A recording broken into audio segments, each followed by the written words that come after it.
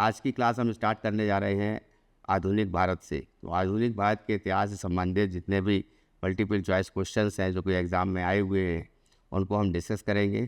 ख़ास तौर से यूपी टेट को लेकर के, एलटी ग्रेड की परीक्षा को लेकर के, और पुलिस की भी जो परीक्षा है, यूपी पुलिस की और एसआई की जो परीक्षा है। तो स्टार्ट करने से पहले मेरा सभी से कहना है कि आप लोग जो है चैनल सब्सक्राइब कर दीजिए और बेल आइकन दबा दीजिए ताकि जो भी नया वीडियो अपलोड हो उसकी जानकारी आपको मिल जाए। तो स्टार्ट करते हैं। पहला क्वेश्चन है, निम्नलिखित में से किसने 1503 में भारत में पहला यूरोपीय किला बनवाया था? ये बनवाया था, 1503 की बात हो रही है, तो पुर्तगाली। अब इस क्वेश्चन को थोड़ा सा समझ लेते हैं। सबसे इम्पोर्टेंट है कि पुर्तगाली कब भारत आए।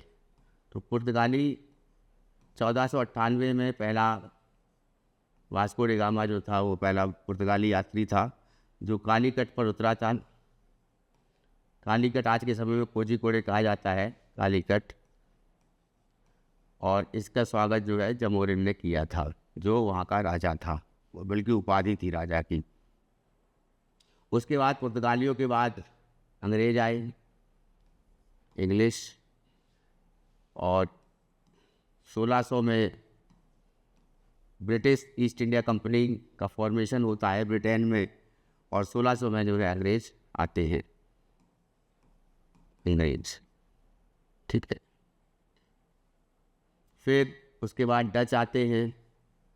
डच जो कि इस समय जो है नीदरलैंड है, वहाँ पर डच लोग रहते हैं, उनको डच कहा जाता है। इसका पुराना नाम हॉलैंड था और उससे पहले जो है डच था। तो डच जो है ये हॉलैंड में रहते हैं और ये 1602 में ये भारत आए थे।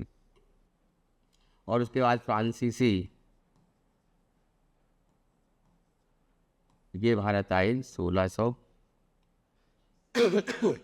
माफ़ कीजिएगा 1664 में। उसके बाद बात आती है कि इन्होंने अपनी फैक्ट्री कहाँ स्थापित करी, पहली फैक्ट्री भी पूछी जाती है। तो ये तो सीक्वेंस हो गया, पुर्तगाली, फिर अंग्रेज, फिर डच, फिर फ्रांसीसी।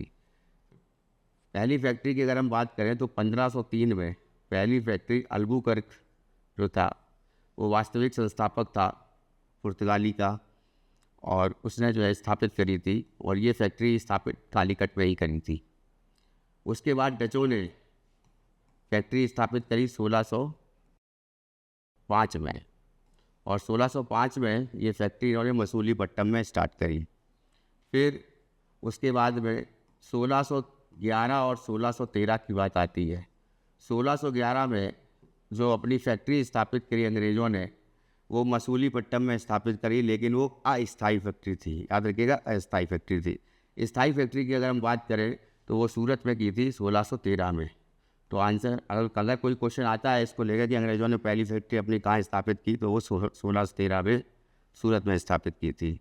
फिर सूरत में ही 1668 में फैक्ट्री स्थापित की थी फ्रेंच ने, फ्रांसीसियों ने, ठीक है। तो नेक्स्ट आते हैं, निम्नलिखित में से कौन सा केंद्र शासित प्रदेश 1954 तक पुर्तगाली उपनिवेश था? ये था दादर और नगर हवेली। नेक्स्ट है, निम्नलिखित में से कौन सा भारत के पुर्तगाली राज्य का पहला वायसराय था? देखिए, पहला वायसराय है पूछा जाए तो फ्रांसिस्को डी अल्मेडा था। और अगर प्रथम जो है अगर पूछा जाए कि जो प्रशासक जिसको कह सकते हैं, या फिर जो कह सकते हैं कि द्वितीय संस्थापक जिसको बोलते हैं कि पुर्तगालियों का द्वितीय संस्थापक कौन था, तो द्वितीय संस्थापक था अल्फांसो डी अल्बुकर्क, ठीक है। आंसर इसका हो जाएगा फ्रांसिस्को डी अल्मेडा। ये जो है पुर्तगाली राज्य का पहला वायसराय था। Francisco de Alfonso de Albuquerque की बात करेंगे तो इसके टाइम पे पहली जो है 1503 में ये फैक्ट्री स्थापित करी गई थी कालीकट में, और ये जो था ये वास्तविक संस्थापक बोला जाता है, वास्तविक संस्थापक, पुर्तगाली कंपनी का वास्तविक संस्थापक ये था। नेक्स्ट आते हैं, भारत में पुर्तगाली शासन को समाप्त करने के लिए समर्पण पत्र पर हस्ताक्षर को किए गए थे। ये 19 दिसंबर 1961 को सबसे आखिरी में पुर्तगाली जो है वो भारत से गए।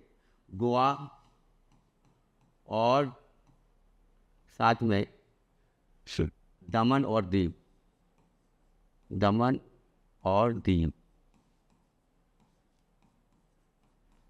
ये दोनों जो है ये भारत में मिला लिए गए, भारत का हिस्सा हो गए। और यहाँ से जो है पुर्तगालियों को पूरी तरह से यहाँ से फिर ये इनको रवाना कर दिया गया, इनको ये इनके लिए चले गए। ठीक है, तो 19 दिसंबर 1961 ये दिन है जिस दिन ये गए थे। नेक्स्ट है, मुगल साम्राज्य के दौरान भारत में 1605 में मसूलीपट्टनम में निम्नलिखित वाणिज्यिक कंपनियों ने अपना आधार स्थापित किया। तो 1605 में मसूलीपट्टनम ने जो कंपनी ने जिस कंपनी ने अपना कारखाना लगाया था वो थी डच। अब यहाँ पे एक बात और इम्पोर्टेंट है कि जब पुर्तगाली भारत में आए तो सब 1498 में हम लोग जानते हैं कि वास्को डी गामा भारत आया था, कालीकट पर उतरा था और वहाँ जमोरिन ने उसका स्वागत किया था। और वहाँ से जो है साउथ इंडिया से वो मसाले जो है वो लेकर गया था पुर्तगाल और वहाँ पर बहुत अधिक दामों में बेचा था। उसके बाद जो है अदर जो यूरोपीय कंट्रीज़ थी, जैसे जो अंग्रेज आए, डच आए या फ्रांसीसी आए, ये भी भारत की ओर आने के लिए तत्पर हुए। उसके बाद में ये देखा गया कि पुर्तगालियों ने तो सबसे ज़्यादा मसाला के व्यापार पर ही अपना अधिकार क्षेत्र रखा था मसालों के लिए, लेकिन ब्रिटिश, फ्रांसीसी और डच की बात करें तो सबसे ज़्यादा जो है डच जो है वो सूती वस्त्र के लिए या कॉटन की बात करें तो कॉटन के लिए वो सूती वस्त्र को और रेशम को प्राथमिकता देते थे। और सबसे ज़्यादा जो सूती वस्त्र है वो निर्यात किया जाता था, वो डचों के द्वारा निर्यात किया जाता था। तो डचों ने और उसके बाद में ब्रिटिश और फ्रांसीसियों ने तो और अधिक रूप में जो है यहाँ पर अपना उपनिवेश स्थापित किया था। तो ये याद रखिएगा कि कॉटन की बात पूछी जाए तो फिर डच है, और मसालों की बात पूछी जाए तो सबसे पहले जो है वो पुर्तगाली जो है वो भारत से बाहर ले गए थे। नेक्स्ट है, ईस्ट इंडिया कंपनी की स्थापना में हुई थी। ईस्ट इंडिया कंपनी की स्थापना जो है वो 1600 में हुई थी, और 1600 में जो ब्रिटिश में ईस्ट इंडिया कंपनी की स्थापना हुई थी वो 1600 में ही फिर जो है वो भारत में आगमन उसका हो गया था ईस्ट इंडिया कंपनी का। फिर ब्रिटिश शासकों ने भारत पर कितने वर्षों तक शासन किया? तो ये लगभग 200 वर्ष तक शासन किया, जिसको ही हम सही मानेंगे। यह चाहते हैं जहांगीर के शासनकाल में मुगल दरबार में आने वाला पहला अंग्रेज कौन था? तो यही था कैप्टन विलियम हॉकिंस ही था, जिसने जो इस फैक्ट्री को लगाने की मांग की थी यहाँ पर इंडिया में।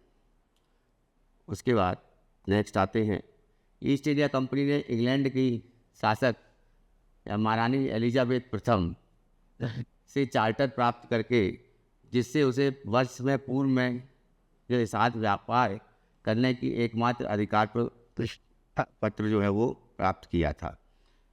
वो किया था, the East India Company acquired the charter from the ruler of England Queen Elizabeth First, granting it the sole right to trade with the East in India या ईस्ट इन दी ईयर।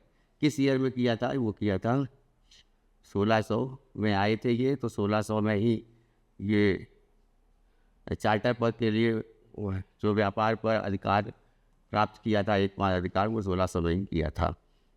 ठीक, next आते हैं, अंग्रेजों ने भारत में राजनीतिक सत्ता निम्नलिखित में से किसके बाद हासिल की थी? तो अंग्रेजों ने वास्तविक अगर हम कहें कि राजनीतिक सत्ता वो हासिल की थी तो ये बक्सर के युद्ध में हासिल की थी।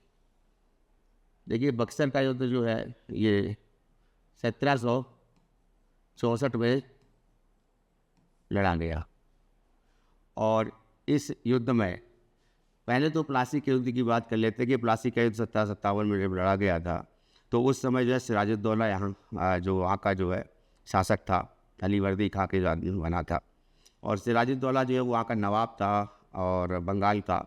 तो एक दस्तक होता था कि दस्तक जब प्राप्त हो जाता था तो उसी दस्तक जो है वो एक सर्टिफिकेट होता था जिससे किसी वस्तु का निर्यात किया जा सकता था भारत से दूसरे देश में। तो दस्तक का एक तरह से दुरुपयोग होने लगा था, और दुरुपयोग होने पर क्या हुआ कि सिराजुद्दौला ने अंग्रेज़ों को जो है विक्टोरिया महल में जो 146 अंग्रेज़ थे, और उनको जो है विक्टोरिया महल में एक कमरे में बंद कर दिया था, काल कोठरी में बंद कर दिया था, जिसमें से 23 लोग बचे और बाकी लोग 143 लोग मर गए। उससे क्या हुआ कि ये काल कोठरी की घटना कही गई। फिर उसके बाद में प्लासी का युद्ध होता है। प्लासी के युद्ध में जो है लॉर्ड क्लाइव जो होता है वो सिराजुद्दौला को हरा देता है, और उसके बाद में क्या होता है कि सिराजुद्दौला के साथ में जो होता है वो मीर कासिम और मीर जाफ़र होते हैं। मीर जाफ़र जो है वो भी सेनापति होता है, मीर कासिम भी सेनापति होता है, और सेठ अमीचंद भी होते हैं, और घसीटी बेगम भी होती है जो उसकी मौसी होती है। तो वो क्या होते हैं, एक तरह से सिराजुद्दौला को अपोज कर देते हैं, सिराजुद्दौला के विरोध में खड़े हो जाते हैं और अंग्रेज़ों का साथ देते हैं, जिससे कि ये सिराजुद्दौला हार जाता है, और उसके बाद जो है वहाँ से जाकर वो मुर्शिदाबाद में अपनी राजधानी बनाता है, वहाँ रहता है। यहाँ पर जो है मीर जाफ़र से पहले जो मीर कासिम फिर बनता है, यहाँ पर मीर जाफ़र फिर बनता है, मीर जाफ़र के बाद में फिर मीर कासिम बनता है, फिर मीर कासिम का फिर मीर जाफ़र बनता है। तो मीर कासिम जो है जब वो उसके साथ में जब बक्सर का युद्ध होता है, तो मीर कासिम के साथ साथ जो सेनापति था सिराजुद्दौला, तो कह सकता तो मीर कासिम वहाँ का नवाब हो जाता है। पहला मीर कासिम बंगाल से, दूसरा जो था अवध का नवाब शुजाउद्दौला,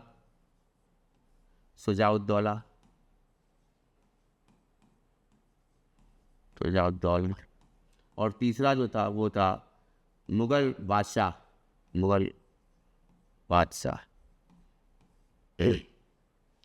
वो था शाह आलम द्वितीय।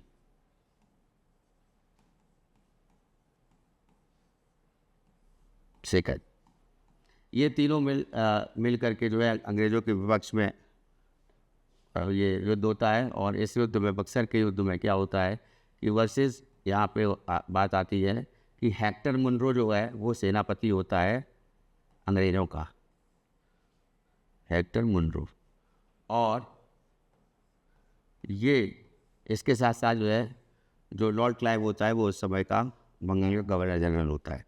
तो उस टाइम पे जो है ये पूरी की पूरी ये इनकी जो सेना थी वो हार जाती है, पराजित हो जाती है, और उसके बाद जो है बंगाल पर पूरी तरह से आधिपत्य जो है वो अंग्रेज़ों का हो जाता है। तो राजनीतिक सत्ता जो होती है वो अंग्रेज़ों के हाथ में चली जाती है। ठीक है, ये इसका आंसर है। नेक्स्ट आते हैं, ब्रिटिश ईस्ट इंडिया कंपनी ने पुर्तगालियों को में हराया। तो ब्रिटिश ईस्ट इंडिया कंपनी ने सुवाली के युद्ध में पुर्तगालियों को हराया था, और ये सुवाली का युद्ध जो है ये 1612 में हुआ था, और सुवाली बेसिकली पड़ता है सूरत के पास है ये जगह, ठीक है, गुजरात में। नेक्स्ट है, महारानी विक्टोरिया की घोषणा के द्वारा भारत का प्रशासन किस वर्ष ब्रिटिश सम्राट को सौंप दिया गया था?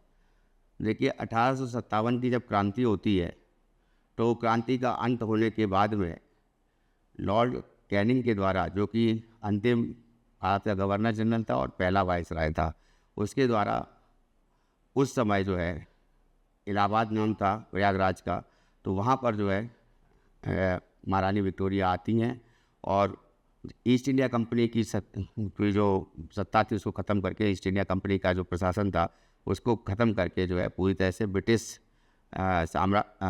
सम्राट को सौंप दी जाती है सत्ता 1858 में, जो कि चार्टर एक्ट के द्वारा। तो चार्टर एक्ट 1858 में ये सौंपी जाती है चार्टर एक्ट के द्वारा।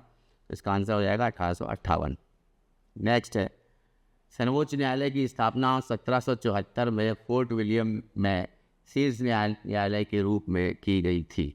The Supreme Court was established and the Fort William in as the apex court in 1774। ये कौन सा बना था? कलकत्ता। तो कोलकाता जो है इस समय नाम है। कलकत्ता में सर्वोच्च न्यायालय की सबसे पहले स्थापना हुई थी 1774 में। रेगुलेटिंग एक्ट 1773 के द्वारा 1773 इस एक्ट के द्वारा। ठीक, नेक्स्ट आते हैं। भारत में पहला फ्रांसीसी कारखाना कहाँ स्थापित किया गया था? देखिए, भारत में पहला फ्रांसीसी कारखाना सूरत में स्थापित किया गया था 1668 में। नेक्स्ट है 1859 में कलकत्ता में या कोलकाता में पहली जूट मिल कहाँ स्थापित की गई थी? ये स्थापित की गई थी रिसरा में, और रिसरा पड़ता है हुगली नदी के पास, हुगली जिले के पास। ठीक है, हुगली जिले में पड़ता है बल्कि। तो रिसरा में पहली जूट मिल ये स्टार्ट करी गई थी। नेक्स्ट आते हैं 1793 में जब बंगाल में स्थायी बंदोबस्त लागू किया गया था तब बंगाल के गवर्नर जनरल कौन थे? तो 1793 में बंगाल में जब स्थायी बंदोबस्त लागू किया गया था उस समय गवर्नर जनरल लॉर्ड कॉर्नवालिस था। इसको भारत में सिविल सेवा का जनक भी कहा जाता है, याद रखिएगा। लॉर्ड कॉर्नवालिस ने स्थायी बंदोबस्त चालू किया था 1793 में, और ये स्थायी बंदोबस्त कहाँ पे था? बंगाल, बिहार और उड़ीसा में। बंगाल, बिहार और उड़ीसा।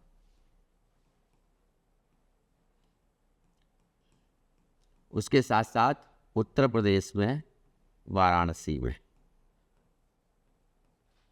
हालांकि जो बचा हुआ उत्तर प्रदेश था उसमें हॉल्ट मैकेंजी ने मालवाड़ी प्रथा जो है वो लागू की थी उत्तर प्रदेश, मध्य प्रदेश और पंजाब में, उत्तर भारत में। और उसी प्रकार से जो एक और व्यवस्था थी जो रैयतवाड़ी प्रथा, तो रैयतवाड़ी प्रथा ये थॉमस मुनरो और कैप्टन रीड ने इसको स्थापित किया था। नेक्स्ट है वर्ष 1854 में भारत की पहली कपास की कताई मिल के रूप में स्थापित की गई थी। ये स्थापित की गई थी बम्बई में, और इसको स्थापित किया गया था 1854 में। और 1854 में उस समय लॉर्ड डलहौजी भारत का गवर्नर जनरल था। ठीक है, और इनको जो है कावस जी बोल सकते, कावस जी नाना भाई डावर, इन्होंने स्टार्ट किया था इसको। कावस जी नाना भाई डावर ने मुंबई में। नेक्स्ट 1853 में बम्बई को किस शहर से जोड़ने वाली रेलवे लाइन बिछाई गई थी? 1853 में पहली रेलवे लाइन चली थी, सभी को पता है, बम्बई से थाने के बीच चली थी, ये भी पता है। किसने चलवाई थी? तो लॉर्ड डलहौजी के शासनकाल में चली थी। और साथ में कितने किलोमीटर तक का ये था सफ़र? 34 किलोमीटर की दूरी थी, उसको कवर करना था इनके बीच में। और पहली बार जो है 400 यात्री जो है उस पर सफ़र किए थे उस ट्रेन में। ठीक है, नेक्स्ट आते हैं मालवाड़ी बंदोबस्त की योजना किसने बनाई थी? ये बता चुके हैं हम, हॉल्ट मैकेंजी ने इसको जो है बनाया था।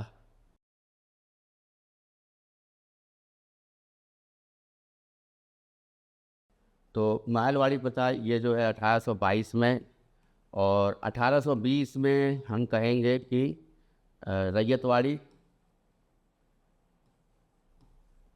प्रथा आई थी, रैयतवाड़ी।